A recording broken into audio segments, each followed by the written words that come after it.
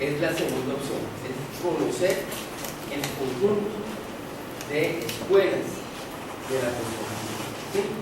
Bueno, entonces, ¿por qué? Porque cada una de ellas fue sentando las bases epistemológicas, praxeológicas, axiológicas, ontológicas que fundamentan la disciplina. ¿Sí? Y todas fueron abonando algo a un punto común: métodos, procesos, sistemas, formas de intervención.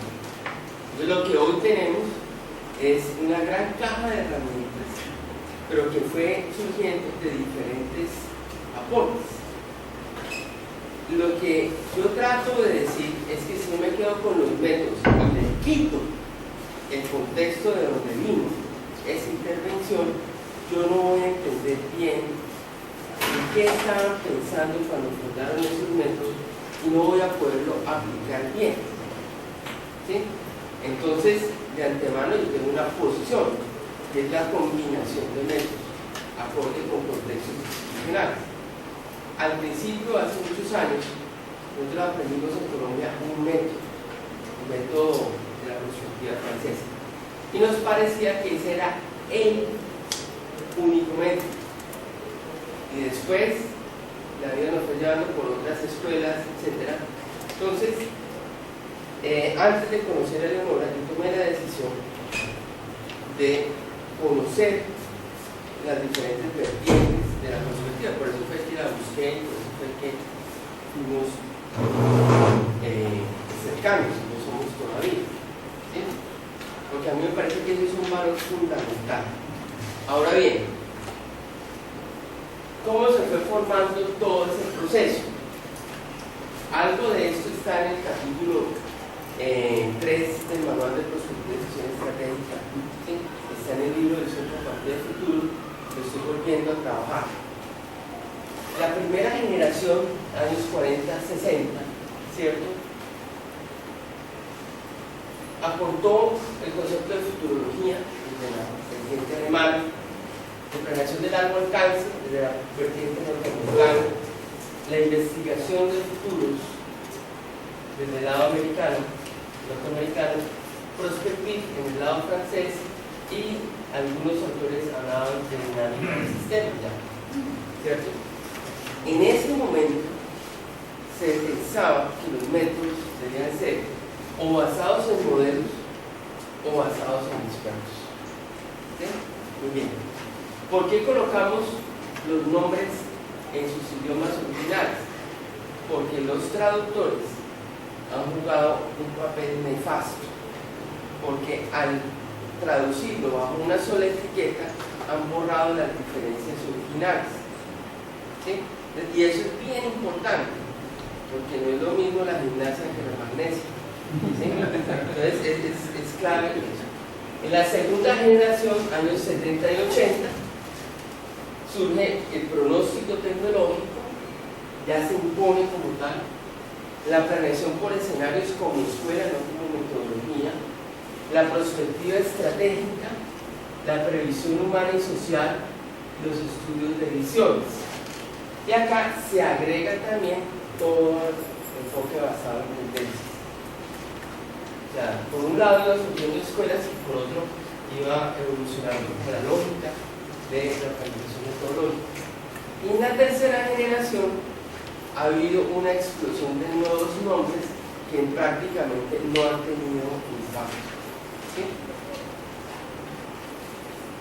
Futurización, perspectiva estratégica en inglés, el concepto de foresight, que tal vez es el único que ha tenido el respeto universal, el análisis de futuros, el análisis de tecnologías orientadas hacia el futuro, etc.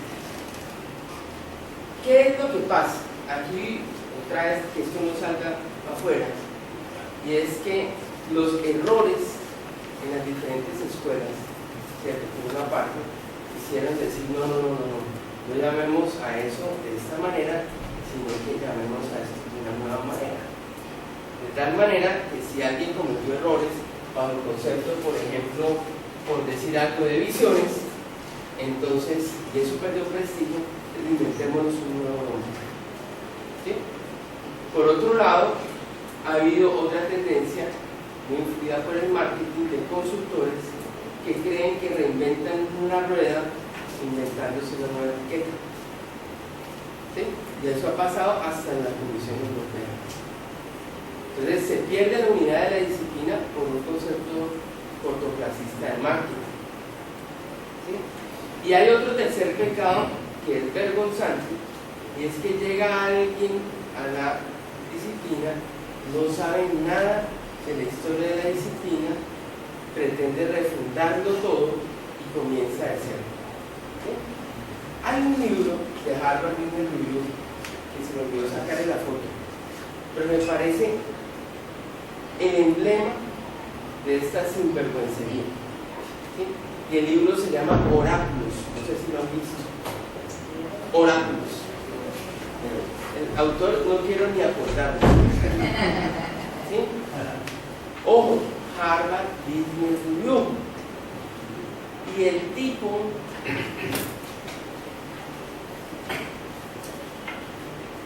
habla de oráculos.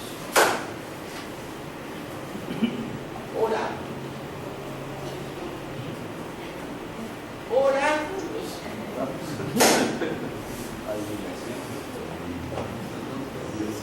¿Cómo? Pero correcto. ¿Cómo se le ocurre? Y usted va a mirar la bibliografía y nada de esto existe. Esa historia nunca pasó, como las películas de la CIA, ¿cierto? Esto nunca pasó. Entonces, yo abogo porque los constructivistas profesionales hagan lo posible por conocer la historia de la disciplina. ¿Sí? Que si no llega el león sordo y se come a todos los comensales. Y leones sordos hay así. ¿Se dan cuenta del león sordo? ¿No? En un avión, ¿cierto? Cae en medio de la tierra de los caníbales, se muere todo el mundo y solo sobrevive un flautista. Y el flautista queda en medio de la selva y se vienen todos los leones a comerse el flautista, y el flautista saca la flauta, ¿cierto? Y comienza a tocar, y los leones felices. Se dormía, volvió a tocar, todo el mundo feliz, ¿cierto? Y él sobreviviendo, hasta que llegó el león sordo y se lo comió, ¿cierto? Entonces, este señor que escribe el libro Oráculos, ¿sí?, es el ser más irresponsable que yo he visto en mi vida hablando sobre el tema de los siglos. Porque sin conocer la historia se atreven. Entonces eso es una cosa visible. Confunde predicción, pronóstico, perspectiva, confunde las escuelas, los nombres, las intencionales, confunde todo. Pero como es gringo y es de Harvard Business Review, se lo publica como gran novedad. Eso pasa hasta en las mejores familias, ¿sí? Entonces, la formación heredada de Leonora Pacini le hace tener ciertos cánones, ¿sí? Y los cánones comienzan por entender que no somos los primeros en esto, y que hay 3 generaciones antes de nosotros, ¿sí?, que es importante que conozcamos a fondo, ¿vale? Y recuperemos la memoria de eso. En el caso, por ejemplo, de la prospectiva francesa, hay un sitio web que tiene, bueno, quiero decir que la Fundación Javier Barros Sierra, ¿cierto?, también ha hecho un enorme esfuerzo en ese sentido. Entonces, por ejemplo, tiene aquí en Prospectiva y en publicaciones, hace lo posible, y es excelente los resúmenes de revistas que ellos tienen. Tiene galería de estudiosos, tiene sitios de interés. Bueno, en eso Antonio es bastante importante. En el sitio web de Godet, ¿cierto?, lo buscan así, la Prospectiva, ¿cierto?, .fr, hay versiones en francés y en español, porque desafortunadamente el sitio web de él cerró, el RIPSOR cerró, el Conservatorio Nacional de Artes y Oficios, ¿sí? Pero ustedes tienen aquí libros, ¿cierto? Y aquí en libros tienen una variedad bien importante de temas, ¿sí? Y por ahí hay alguna parte donde están tal vez hay que buscarlo por la parte francesa. Bueno, hay una serie de sitios de interés, ¿cierto? De enlaces donde ustedes pueden buscar, pero hay otra parte, perdón, pusieron en francés.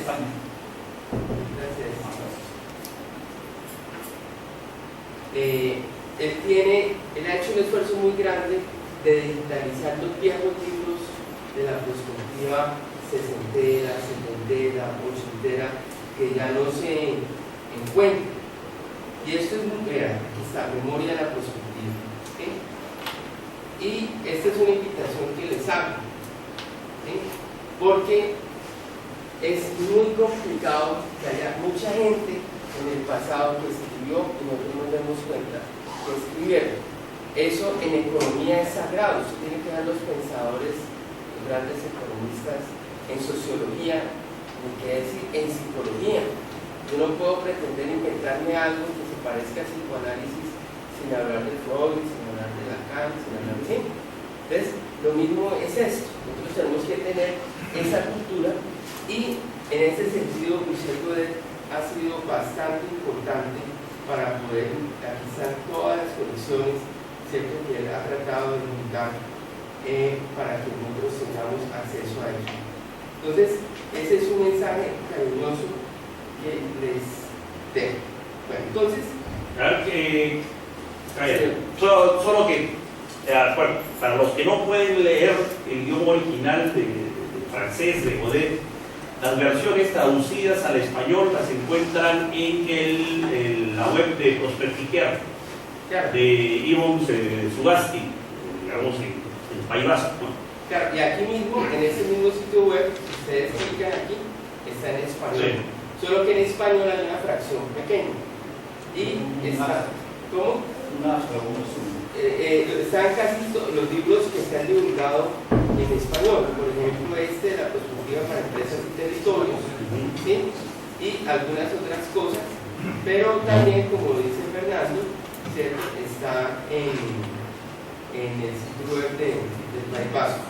Entonces, aquí están los libros en inglés, ¿cierto?, ficha completa, etcétera, para que ustedes los observen.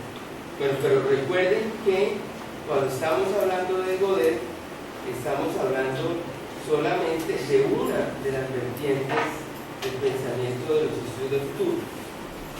Hoy en día... Hay un cortecito. Godet ya se jubiló el año pasado, así que está disponible para viajar. Lo que quiere es viajar. Y ya nos ha mandado su mensaje, ¿ya?, de que si lo queremos traer. Las condiciones de Godet es viajar en primera clase, él y su mujer, ¿ya? Y que, bueno, ha bajado su tarifa de 10.000 euros por conferencia, lo está bajando a 2.000, siempre y cuando se le pague la estadía y todo lo demás, ¿no?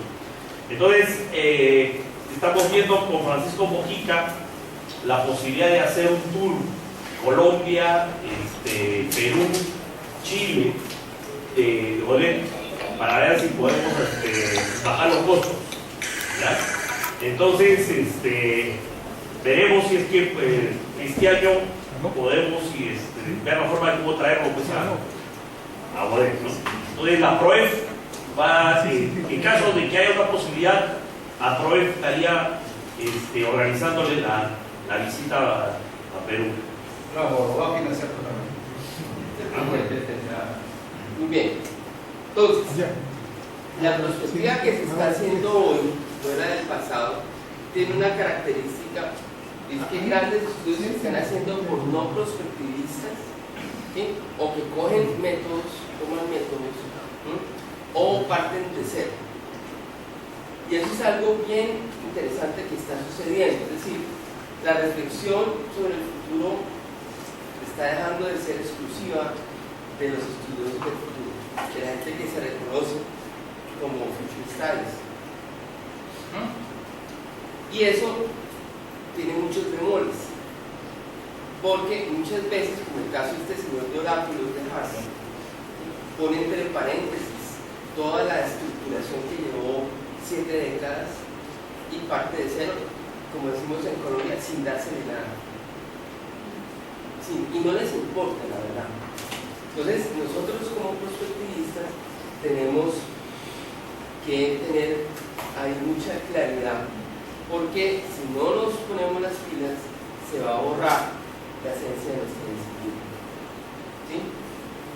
Bueno, entonces, esto lo digo por esta serie de ejemplos que están surgiendo en todo el mundo sobre estudios de gobiernos, de organizaciones internacionales, de bancos, etcétera, y que su punto más interesante es que cada vez es más largo el horizonte temporal.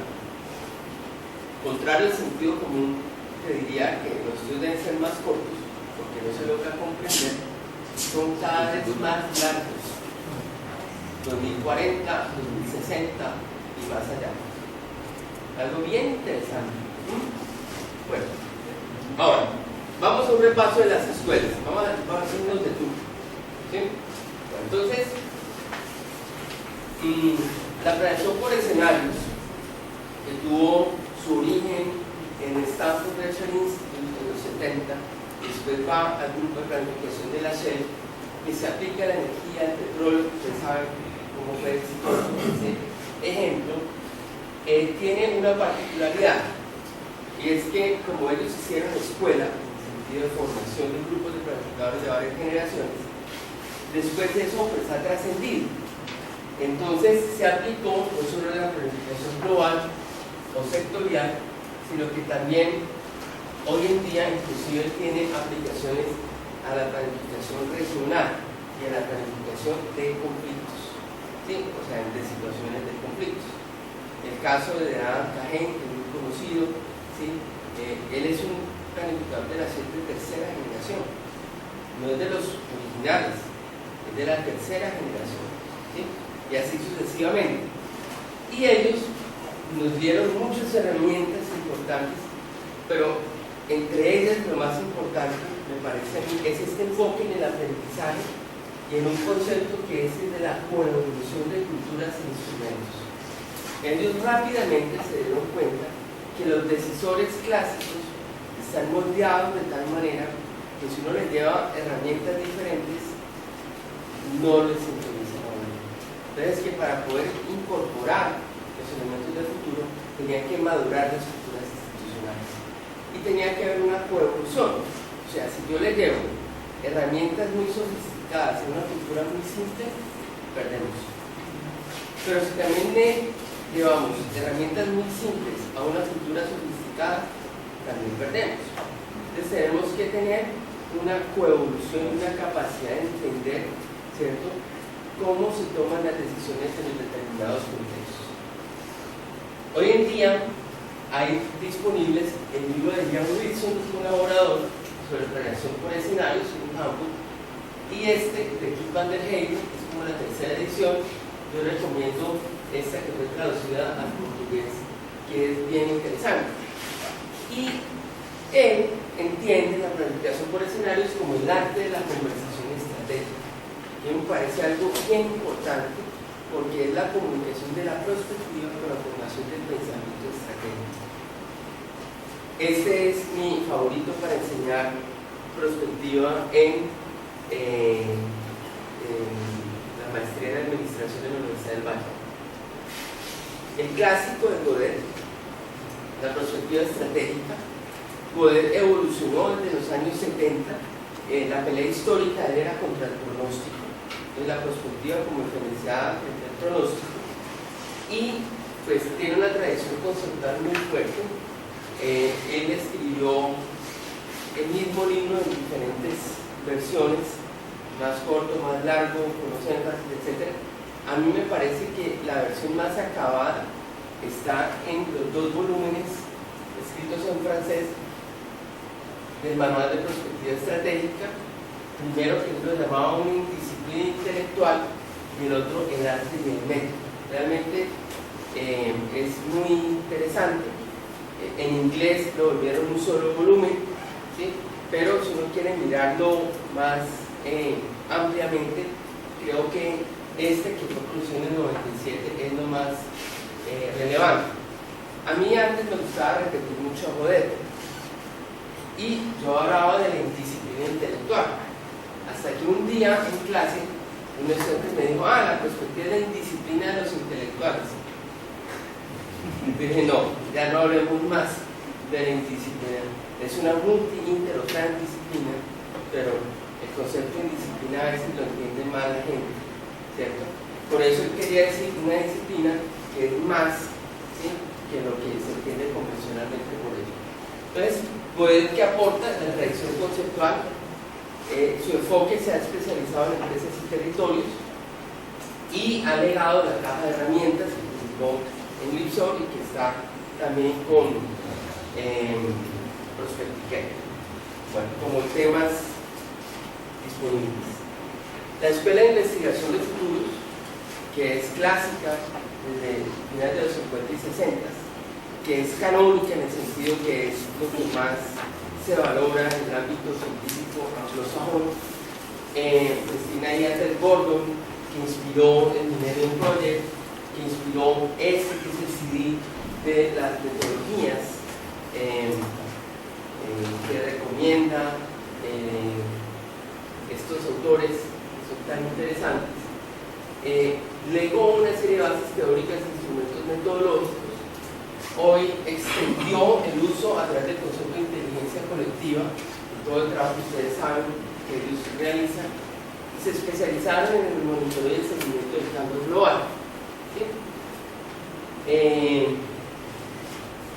Ellos tienen hoy una influencia muy importante en grandes partes del mundo, pero a mí me parece que hay que tener una actitud también crítica y propositiva frente a lo que plantea el Millennium Project, ¿sí? Hay que digerir bien, y en el caso de América Latina me parece importante mejorar el estudio de América Latina del 2030.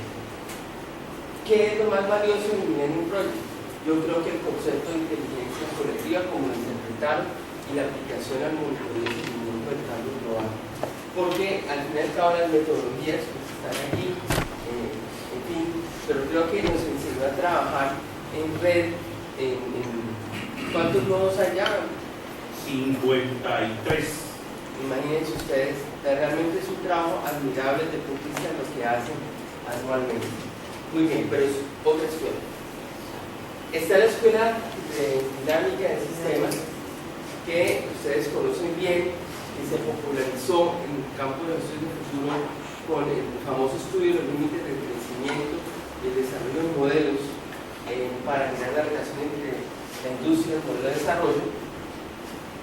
Pues ha llevado a la modelación y simulación de fenómenos complejos. En ese contexto, la aplicación latinoamericana más importante fue y ha sido el modelo Bariloche, realizado en los años 70, y hoy esta dinámica de sistemas está muy presente porque se ha sofisticado mucho.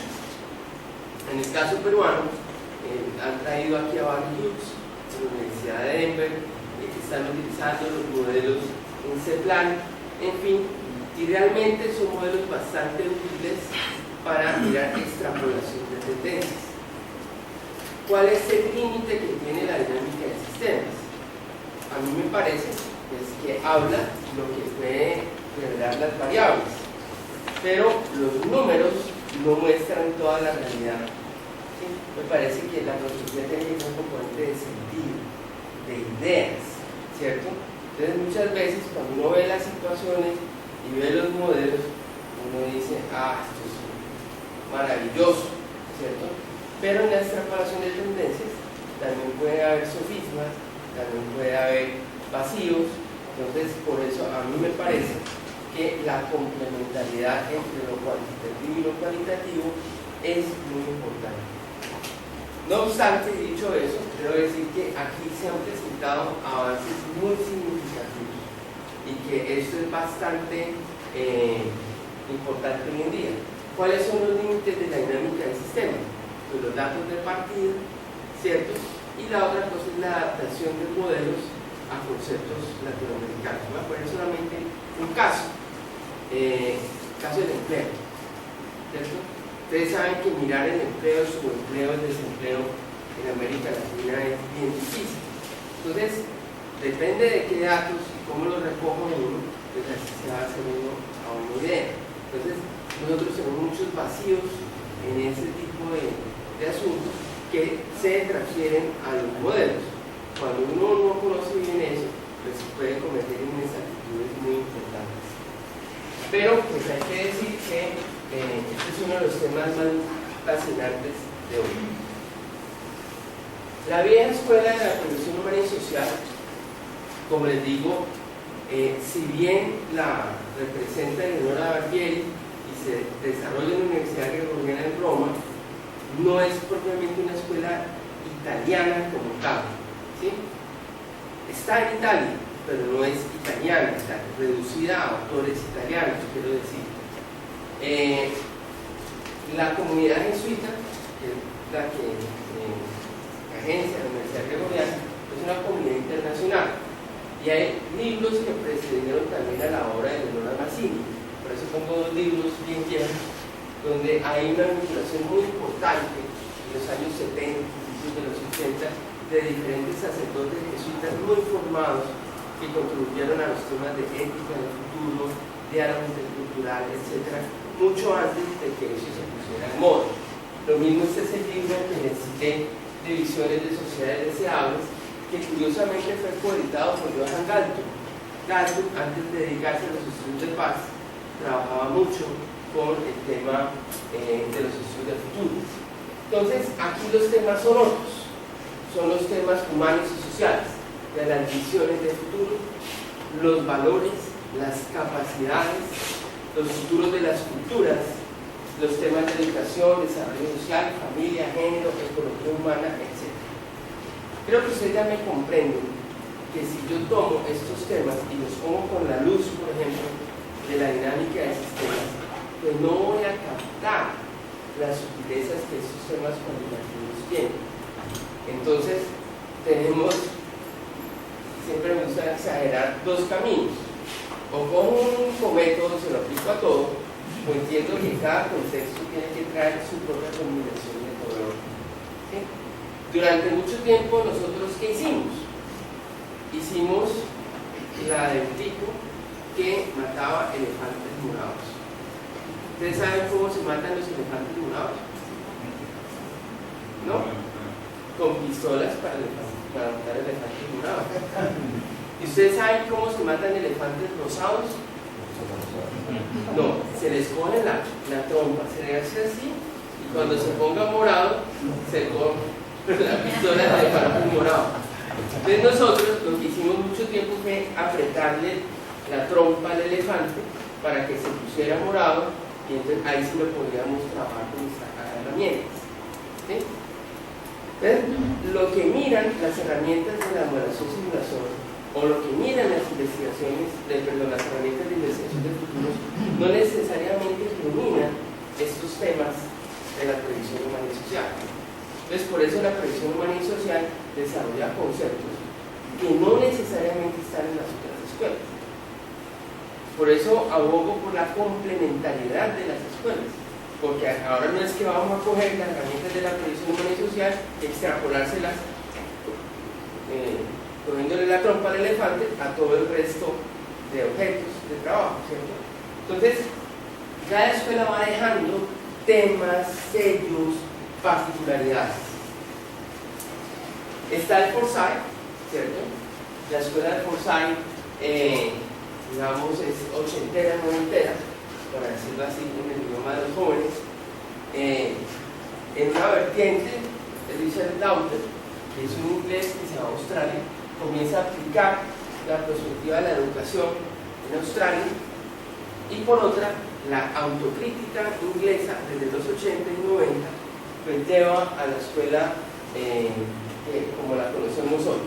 Hay un libro que me parece muy importante hoy en día que mira tanto Forsyth como la dinámica de sistemas, que es este que se llama Forsyth de Dennis Dorich, que es el abuelo de la perspectiva o del concepto de Forsyth anglosajón, y curiosamente se llama El arte y la ciencia de anticipar el futuro. Por eso, si ustedes miran bien, la mayoría de estas escuelas fundamentalmente se concentran en la anticipación. Por eso, la originalidad del concepto de Latinoamérica, como les voy a presentar ahora, es la construcción del futuro. ¿Qué aporte hizo enorme al mundo de Forsyth? Fue la creación y desarrollo de programas nacionales de ciencia, tecnología e innovación. O sea, se aplicaron por primera vez en el programa británico en el 93 y de ahí se extendió por todo el mundo de la mano de UNUDI, de otros organismos internacionales, y la escuela de Manchester se volvió altamente influyente. ¿Sí? ¿Y a dónde se enfocó? A identificar las actividades estratégicas que más contribuyen al desarrollo económico y social. Entonces, fue muy útil en todos los sistemas nacionales de ciencia, tecnología e innovación. Quisiera que entienda un poquito más su propuesta o su forma de pensar con respecto a las escuelas. Usted manifiesta de que aboga por la complementariedad de las escuelas, lo que me supongo de que al llevar adelante o a intervenir una situación real y llevar adelante un ejercicio, quiere decir de que su propuesta es los métodos que va a aplicar deben tener esa complementariedad de las escuelas que estamos viendo. Entonces, ¿qué sería una escuela? Bueno, sería un conjunto de autores que desarrollan conceptos, métodos, formas de intervención de un modo particular, ¿cierto? Ejemplo, la dinámica de sistemas. La dinámica de sistemas. ¿En qué se basa? Pensamiento de sistemas, métodos cuantitativos, ¿cierto? Simulación y modelación, ¿cierto? ¿Qué ve? Se ponen las gafas y ve objetos cuantificables, ¿cierto?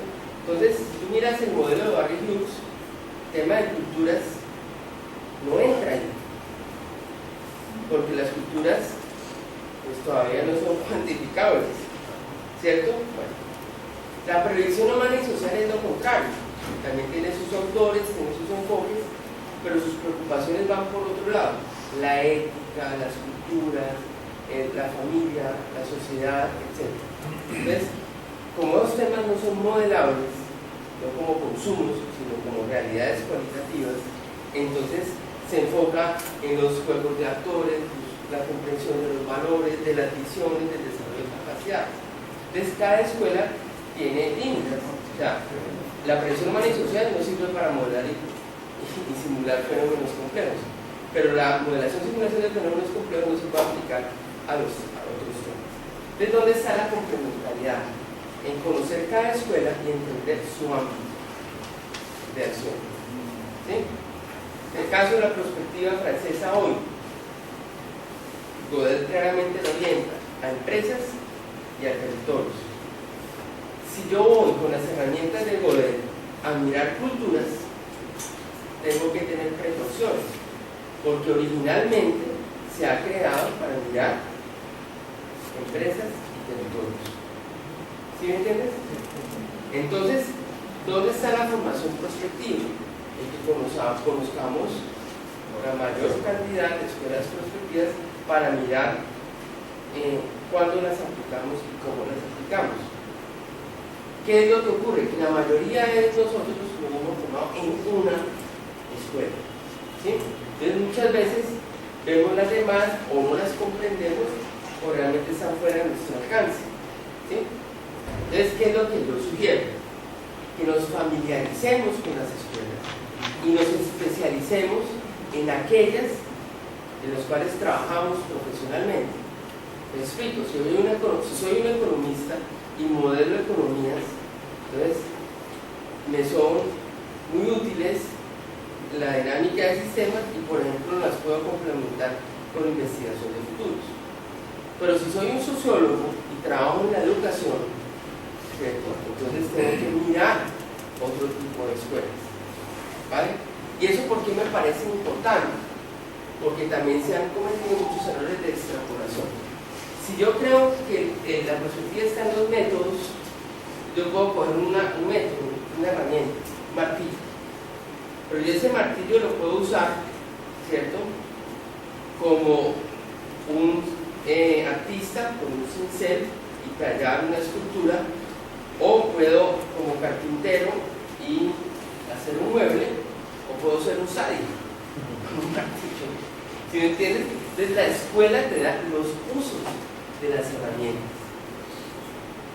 Entonces las herramientas existen, pero el uso de las herramientas depende de la escuela que lo tenga.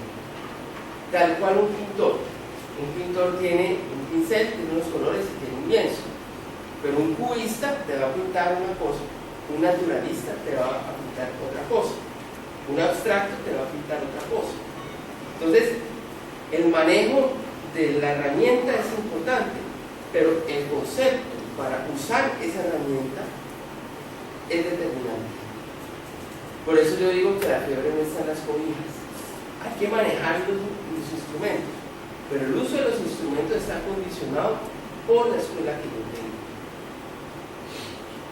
Ahora, eso es difícil porque nos obliga a conocer muchas escuelas, pero también es muy importante y es muy entretenido. Si yo soy alguien de fuera de este salón, pues no me importa porque yo soy un consultor o un profesor de cualquier cosa. Pero si soy un prospectivista, yo abogo porque conozcamos la historia, porque conozcamos la mayor cantidad de escuelas posible. Porque hace parte de nuestra tradición, ¿sí?, de los 70 y tantos años, ¿cierto?, que tenemos de la historia de la disciplina. Es por eso que trato de decir. Entonces, para terminar el rastreo de las escuelas, está pues todo lo que hoy conocemos como inteligencia competitiva, evaluación tecnológica, etc. Pronóstico.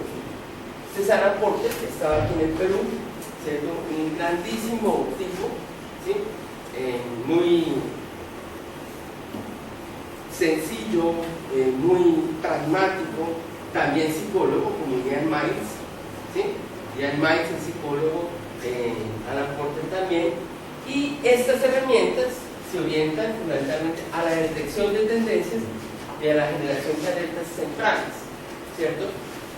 Entonces, pues la inteligencia competitiva se juega en el ámbito empresarial y en el ámbito tecnológico, fundamentalmente. Ahora, ¿esto sirve para lo social? Bueno, ¿qué les parece que en el Programa Nacional de Prospectiva en Colombia dijimos, bueno, ¿por qué no? ¿Cierto? Entonces hicimos estudios de inteligencia competitiva y vigilancia tecnológica para temas como resolución de conflictos sociales o educación para la participación ciudadana. Y sí, aplica. Pero obviamente lo que nos dan es de tendencias en temas sociales. Y hasta aquí. Pero son útiles.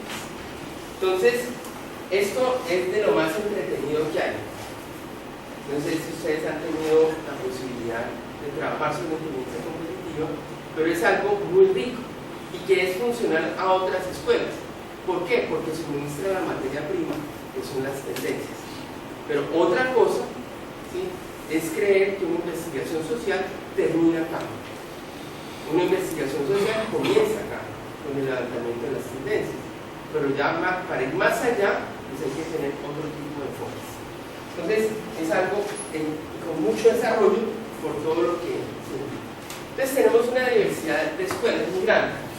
Una pregunta. Señor, por favor. Dos preguntas. Tres preguntas. En el caso de Alan Porter, yo tenía conocimiento de que básicamente su desarrollo había estado por el lado de la minería de textos, pero Sí. usted me dice que ya avanzado un poco más allá y la visión está en el lado de la inteligencia ¿no? O sea, el uso de la minería de textos para hacer inteligencia artificial. Ya. Lo segundo es con relación al forecasting. ¿Sí? Forecasting, como usted sabe, está vinculado con los desarrollos de econometría y se Sí. vincula mucho al campo económico, ¿no? Economía industrial, Cierto. Y entonces, no sé si podría, porque los americanos son muy hábiles ahí, ya sabe bastante. No se podría hablar tal vez de una escuela, también por ahí. Lo tercero es con relación a los finlandeses. Los finlandeses. Ok. En Finlandia hay un trabajo muy intenso últimamente que trabaja con el Instituto de Estudios del Futuro, las universidades de Helsinki, Turku, y hay un ministerio que trabaja fuertemente en campos como energías renovables, ¿cierto? No sé si eso podría también ya definirse como un desarrollo de una escuela específica. La pregunta entonces técnica es, ¿en qué momento se puede pasar de una experiencia en el estudio del futuro para transformarse en una escuela? Qué buenas preguntas. Mira, el caso del pronóstico tecnológico sí se puede considerar una escuela complementaria, sería una octava escuela. ¿Sí? De hecho, esta tarde les voy a mostrar metodología en Halland, etc.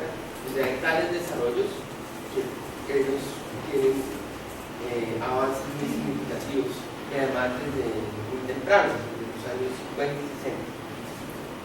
Los finlandeses, y allí hay una red bien importante, muy clave que ustedes, yo te invito a que mires aquí cuando teníamos, bueno, ya no lo bajé, el libro de Leonora Mazzini. Espérate a ver si se me acá. No, eso está, bueno, no quedó. En el libro de Leonora Mazzini están las contribuciones de dos finlandeses, que son Petri Malaska, presidente de la federación, y de Anita Rubin, que es una de sus principales alumnos. La escuela finlandesa está muy relacionada con las preocupaciones de la previsión humana y social. Y hay muchos puntos de contacto, por ejemplo, todo el rigor en la epistemología de los estudios de futuro, ellos son bastante fuertes allí, en el estudio de las visiones de futuro, en el análisis de las preocupaciones sociales y culturales.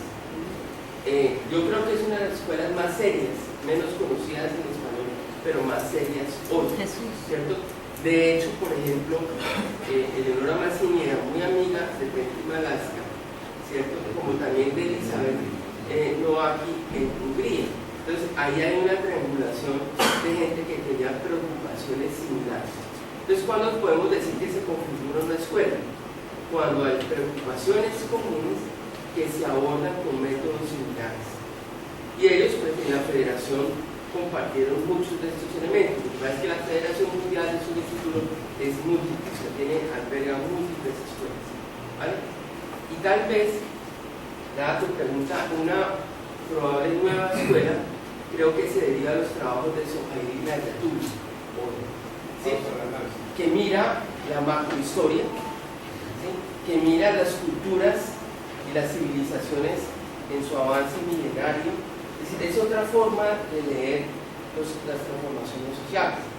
Uno podría decir, se puede emparentar en algunas cosas con Wallerstein, en sociología, etc., con Brodel, en fin, pero es otra lectura de los estudios futuros. Bien, entonces aquí presento 7 de las escuelas, pero como les digo, esto es dinámico y están constantemente surgiendo otras. Entonces, ¿cómo se pueden agrupar? ¿O cómo las podríamos entender? Estamos de origen europeo, está la operación por escenarios, que si bien tuvo influencia inicial norteamericana, quien realmente le dio el empuje como escuela fue la SHE, que era parte inglesa, parte holandesa, y muy desde el punto de vista multinacional. La perspectiva estratégica, de origen francés, la previsión humana y social, inicialmente italiana, que después se vuelve también país, y el foresight. Aquí se comparte algo que es muy importante, que es la reflexión por los futuros posibles, probables y deseables. ¿Sí? Van en ese mismo sentido. Mientras que en el otro lado están las más anglosajonas, donde, dado su espíritu, importan los posibles y los probables, ¿sí? Con más intensidad. Entonces, el caso pues de Alan Porter y toda la evaluación de inteligencia tecnológica, la dinámica de sistemas, la investigación de futuros. Son cosmovisiones de ver el futuro. Ustedes miran en las estructuras metodológicas, etc. A mí me parece que estas tres tienen afinidades. Esto lo podemos discutir mucho, pero me parece que tienen una forma de abordar unas metodologías que son muy pragmáticas y que nos muestran tendencias, cifras, etcétera, de una manera clara, ¿sí? Pero el problema que tienen estas escuelas es por la reflexión sobre los futuros deseables, ¿sí? O sea, ellos nos dicen los probables son estos, ya, pero eso es deseable, eso no es deseable, etcétera. Esa es una reflexión que hay que completar. Pero pues en lo que suministran y en lo que se propusieron son muy efectivos, que es la identificación de tendencias y este tipo de elementos. Entonces, ahí terminamos, ¿cierto? Que es en esta visión de las escuelas. Bueno, sí, yo quisiera comentar en el sentido de lo siguiente, ¿no? Creo que ahí la historia, los que hemos estudiado ingeniería, sobre todo industrial, sabemos que luego de justamente los aliados, gran parte del triunfo de los aliados, conformados por Estados Unidos, Inglaterra y Francia y otros países, en parte su triunfo se debió a que se reunió ese conjunto de multidisciplinarios, diseñaron algunas herramientas ya que ahora se menciona como parte de la perspectiva, llámese teoría de juegos y otras herramientas más. Mi pregunta es lo siguiente: si miramos todo ese marco histórico, podemos ver de que a partir de la Segunda Guerra Mundial, donde se empezó a enseñar, digamos, a ver el mundo de otra forma, fue realmente el inicio de ver el mundo de esta forma, de poder proyectarse hacia el futuro, y que ahí nacieron justamente, de repente de forma rudimentaria, porque todavía no había una computadora tan sofisticada como ahora, pero nacieron las primeras ideas, las primeras propuestas de lo que podía ser lo que ahora se puede llamar ya ese análisis del futuro que queremos, y ya Estados Unidos, Inglaterra lo empezaron a trabajar, y Japón también, ¿no? Cuando Edward Deming fue olvidado en Estados Unidos y fue llamado a Japón, y fue prácticamente quien lideró el tema del cambio de natalidad, ¿no? Hacia eso mi pregunta. Bueno, muy buena pregunta, Walter, porque es difícil ponerle una sola fecha de comienzo a los estudios del futuro. Yo abogaría, Fernando, así como van a invitar a Michel Godet, inviten a Antonio Alonso Cochero. Ya he estado 2 veces aquí. Bueno, pero les voy a contar un chisme. Antonio está haciendo un libro extraordinario sobre los estudios del futuro, su origen, su cronología. Y Antonio es una gran persona, ¿sí? Y tiene un conocimiento muy profundo de los estudios del futuro. Y con él, digamos, podrían hacer discusiones bien profundas sobre esta materia. Tiene un tono así, yo lo estoy convenciendo de que lo publiquen. Ustedes saben que muchas veces escribimos a él si publicar o no, porque hay que convencerlo que publique esa cronología, que la presente acá y que la converse con ustedes. Entonces, la fecha depende mucho de dónde estés parado. Si tú eres francés, entonces dices Gaston Berger y Fernand de Jouvenel, años 57, años 60. Pero a mí me parece que la fecha uno puede colocar como de origen este libro de Historia y Filología de Joseph Stein, del año 1943. ¿Sí? Porque propone, digamos, algo estructurado. Hay personas que dicen no, de pronto H.G. Wells mucho antes con el libro de anticipaciones, su artículo, en fin, pero en lo que yo he podido mirar, me parece que alrededor de esa coyuntura de la Segunda Guerra Mundial, uno podría decir, ya surgen recientes evidencias, que no solamente es de Stein, sino también lo que está Domingos está diciendo, de la investigación de operaciones, de muchos elementos que están compitiendo alrededor de él. Y saliendo también de la Segunda Guerra Mundial, digamos, explotan ya diferentes contextos de pensamiento del futuro. Pero, ¿tenías una pregunta? Así es, a propósito de lo que usted mencionó sobre complejidad, los trabajos de Roseiros, los conceptos que están vinculados con el cambio y los conceptos, las corrientes y las tendencias, ¿no? A mí lo que me preocupa realmente es que muy poca atención a veces se presta a lo que serían las llamadas señales pesadas. Juvenel creo que hablaba de alguna manera de eso. Pierre Wack, en sus estudios con Rachel, habla creo que también de un concepto similar para poder hacer sus trabajos de planeamiento. Y los finlandeses hablan de señales débiles para ver las discontinuidades y las rupturas, ¿no? Entonces, yo le llamo, no sé si strong signals, señales fuertes, que son las que tienen vinculación con las determinaciones. O sea, hay algo que ya está centrado, que sigue como un continuo y se desarrolla a través del tiempo, a partir de lo cual uno puede trabajar los escenarios futuros. ¿Usted ha visto algo de eso con casualidad? Sí. A ver, mi conclusión es la siguiente. O sea, cuando hay este tipo de debates, uno se pregunta, bueno, ¿pero qué es lo que hacen los estudios? ¿Qué es lo que los distingue? Un matemático maneja números.